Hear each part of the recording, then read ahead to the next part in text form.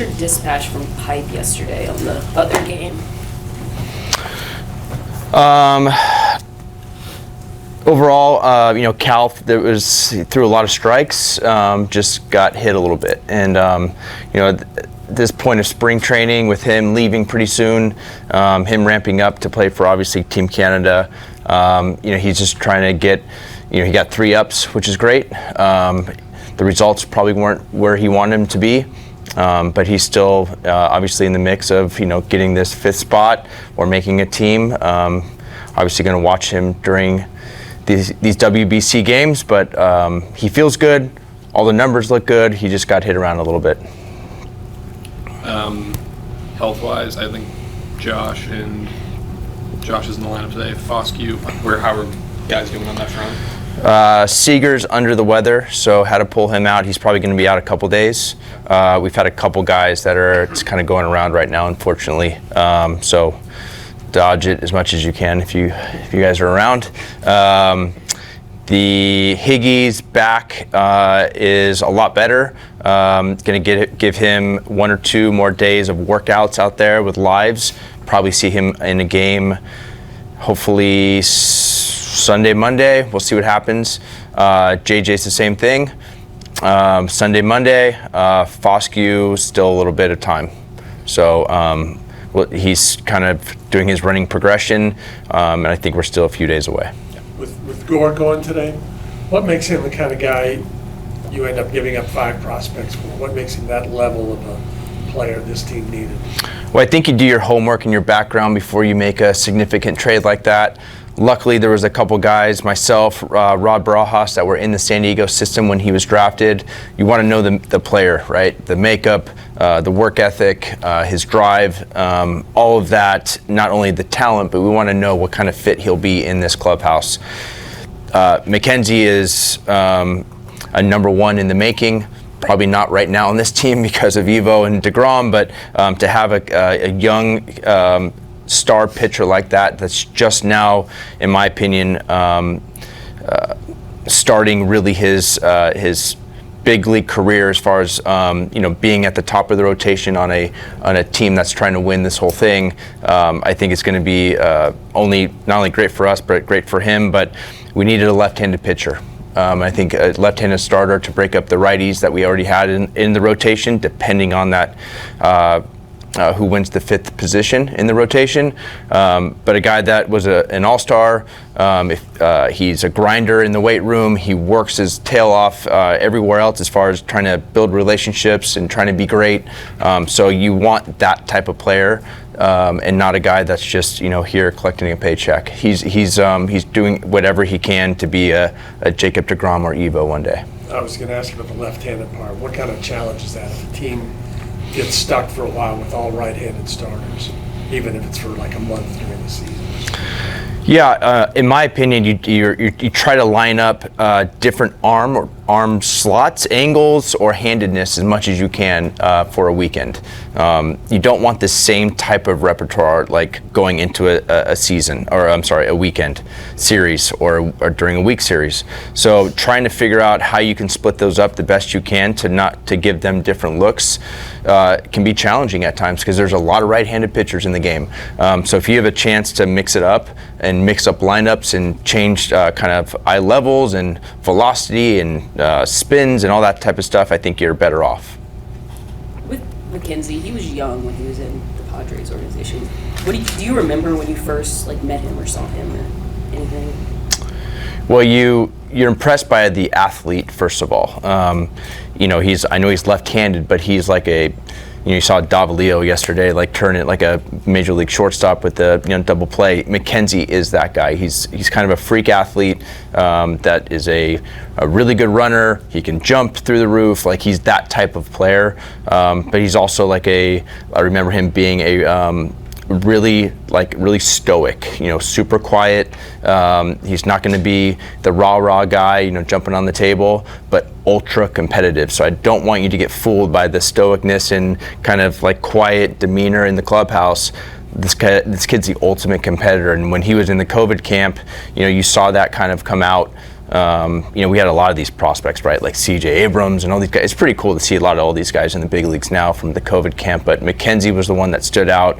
Him and Ryan Weathers of just this like elite fastball, not scared at like 18, 19 years old, whatever they were. And so that was what probably impressed me the most. There was a lot of pressure on this kid. The 3rd overall pick, didn't get off to like this unbelievable start early in his career. A lot of opinions on where this guy should go, and pressure. I mean, some guys thought he was the pressure of he's the next Kershaw just because he's left-handed and athletic or whatever it is. And McKenzie, if he's just MacKenzie Gore, he's going to be really, really good, and that's who he wants to be. I don't think he wants to be compared to anybody. I think he just wants to kind of burn his own path, and he's doing a really good job of that. It seemed like a lot of guys got their careers delayed by COVID that year. They didn't have minor league baseball, and he kind of fell into that. I think so, yeah. But I also think he got a lot of work out of it too, because there's a lot of individualized work, because that's all you could do, which is crazy because now that's what you're trying to do right now when there's no more, like COVID camps, right? You're individualizing everything. I don't know if that started because of COVID. I don't know what the deal is, but you see a lot more of that anyways right now. But I do feel like there's a lot of good people that were trying to impact this kid and try to put their arms around him or give him a good opinion. The challenge with sometimes with these COVID camps is there's so many coaches with so many opinions, and you can get flooded with information as an 18 and 19-year-old, and you don't know which way to go.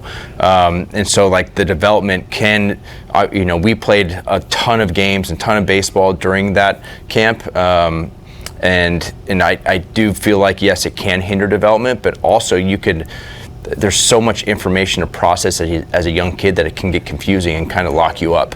And so I think, him, getting traded and kind of freeing himself up and, trying to, find his way, I think was really good. And then now I think he's ready to take the next step. For him this spring, is there something about his repertoire or anything that you want to see him work on or use this time with? I know he wants to go deeper in games. I know a lot like Jack, he wants to have a lot of early outs, not get into 2-2 counts and 3-2 counts and that type of stuff all the time. He has elite stuff that can, he can strike out double digits every single game. The problem is it gets you into the high pitch counts and you're out in 5 innings. So as far as like what I'm looking for, I know it's health. Number one, he comes out healthy because he ended, a little bit fatigued last year. So if he, comes out of this healthy, the strike percentage is there. I think landing the curveball for strikes, the slider or cutter, kind of thing that he's still developing is I think, wipeout type of pitch.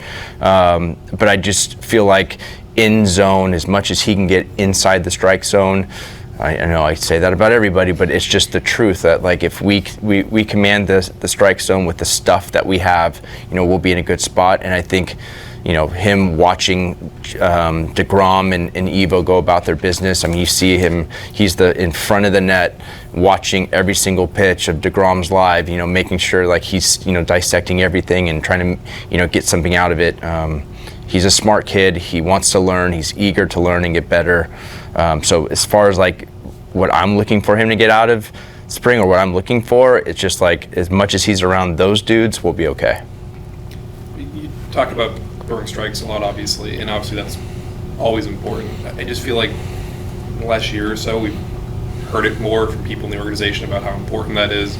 You've obviously talked a lot about it. Has there been a more concerted effort to preach throwing strikes, or are we just hearing about it more now for whatever reason? I think the game just over-adjusted in general. Baseball just over-adjusted into this velocity, see how hard you can throw it. And then, organizations, not ours, but organizations end up, signing guys or drafting guys because of the velo. And then you get them in the system and then they're like, ball four. And that, I don't care, how hard, you throw. If you can't throw strikes, it means nothing to me. So I think, getting guys to throw strikes, trusting our really good defense in a tough ballpark to hit in. Last year at least, we'll see what happens. I think, the industry is now, kind of I don't know, I don't want to say over-adjusted, but like they're adjusting back to where like, yeah, the stuff is great. We also need to throw strikes because, hitting is really hard. Yeah.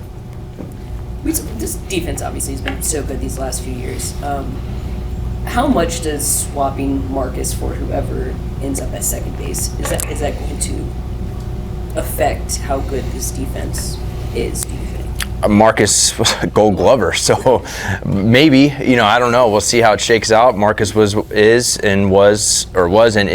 the best defensive second basemen in the game. The one thing about Marcus is he worked at it. He worked to get better, and I think defense is the easiest tool to get better at because it takes character and makeup and work ethic. I can't teach you how to run faster. That's hard to do, but I can teach you how to get better defensively. And so having myself move from outfield to infield, never took a ground ball at second base. I was an absolute train wreck, I was tackling ground balls and, in spring training my first year, but I was out there every day and my work ethic allowed me to be, okay at second base, enough to at least play on a World Series championship team. And I think Smitty and Duran have those qualities to, the work ethic to be from good to great. And but it's not going to happen overnight. It takes a lot of work, and hopefully they're not hopefully they're getting after it right now. Am I expecting Marcus Semien Gold Glove? I don't know if that's going to happen, but they're expecting it, which that's all you can ask for. What have you seen from Josh at second base in the short sample size these last few weeks?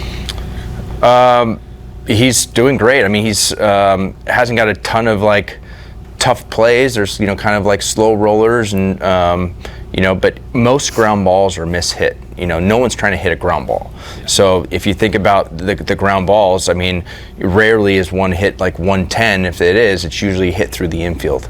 So the ground balls, if you ask any hitter, it's a mishit. And so I think for the most part, Rags is really good at positioning guys. That's why a lot of balls are being hit right at him. He's getting good jumps off the ball. Being on the other side of the infield is always challenging because he's been naturally a short third baseman for most part of his career. So all things considered, whatever we are, 6 games in, the work has been great. The balls, I know he's trying to work more balls to his left because he feels like just a different spin on the ball. But I haven't seen anything he's gonna make errors. It's gonna be okay. He's a human. But I think he's working really hard on double play turns as well. But I think, again, the work has been good, so I can live with whatever mistakes are possibly gonna happen, because they will, because of how hard he's working. I asked you a similar question about this with the center field spot, but what are you looking for? How will you make a determination as to who ultimately gets it? I think you watch it and let the players tell you not only if they earned the position, but are they everyday players? And I think Wyatt has proved that he's an everyday player. He's also proved that he's could be a Gold Glove winner, at some point in his career in left field. We know obviously Brandon's going to be in right field. And then, what is Carter going to be? Is he going to be the everyday? Is that what you're talking about? Sorry, I was talking about I already asked you about that. I thought you said center field. But in relation to it being second base. Oh, second base. What am I looking at? Yeah. Oh gosh. Again, okay. Well, it's a very similar conversation. Is Josh Smith an everyday player at second base, and he's going to tell us if that happens or not? The year before, he hit really good against lefties. And the second half kind of tailed off also last year. So I think the way he's going about it right now is, he's trying to prove to us and to himself that he's an everyday player. Righties, lefties, aces, not, fifth starter, whatever it is, that, this is his shot. There's not so many times in your career where you get this is your chance to be an everyday guy, go take it. Especially on a winning team.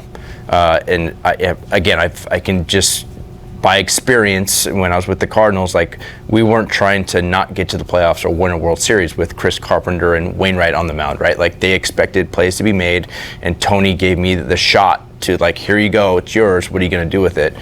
And it's kind of Smitty's opportunity right now, like, go get it, take it, don't look back. And there's other guys that want it too. Duran wants it. So there's other guys that are fighting for that spot. We'll see what happens, but I'm looking for him just to take hold of it and force me to play him every single day, where I have to, like, gosh man, how do I not put this guy in the lineup?